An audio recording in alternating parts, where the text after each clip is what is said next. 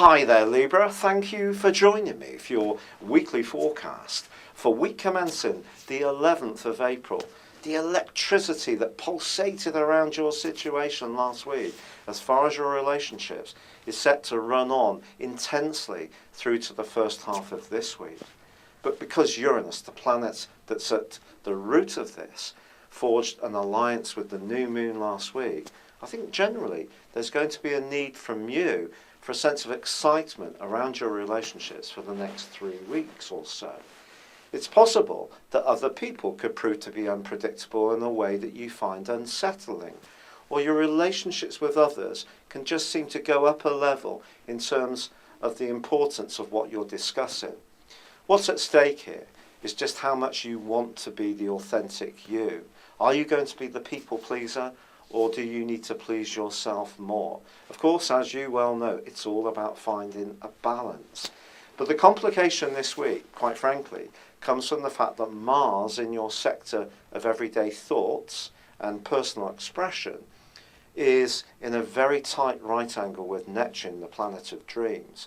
When these two clash, which they're going to do through to the end of this month, it is one of those aspects which can create confusion, and it also can create deceit. The deceit doesn't necessarily have to be intentional. It could be something that we just inadvertently believe that something's true and it's not, or someone could tell us something that they think is true when it's not, or someone can be darn right dishonest. So if you're discussing anything to do with commitment, I do think it's going to be ultra important that you're very clear about what you're trying to achieve and you're understanding where the other person is coming from.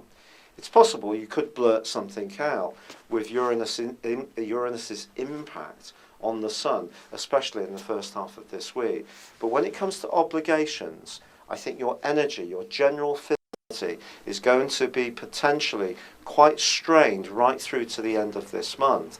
So even if there's part of you that wants to engage and be competitive and take on challenges with others this week, just factor in that your energy could taper off a little as time goes on, and the demands or expectations of others can start to close in upon you. But there is one magnificent aspect this week, and it's between Mercury and Jupiter. But this is asking you to embrace the more psychological side of yourself or life, perhaps the more philosophical or even spiritual aspects. And some information can come your way this week, which could be very uplifting and very supportive. But it may come about in a very subtle way. Someone may not be particularly keen to persuade you. They may not be evangelical. But a message you hear can be vital in guiding your moves in a really positive way. There is, however, a quarter moon on Thursday.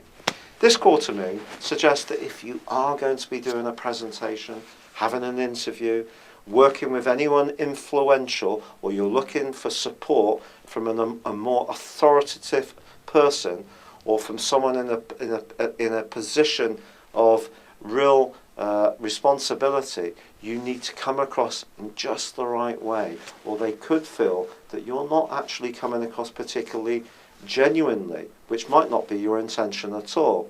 So I think with all this potential for confusion, the need to control impulses is going to be very important, because Uranus can make us impulsive. So slow things down around those key conversations. Understand the need to create your own space, but also when you want more company, but be clear about your boundaries. I think that's really the big message of this week. And when Mars goes into retrograde at the end of the week, and it will continue to be so through to the end of June, I think generally, when it comes to how you think and how you express yourself, a good deal of care needs to be taken over these next few months. It's been a real pleasure being with you. Thank you for joining me. Good luck and goodbye for now.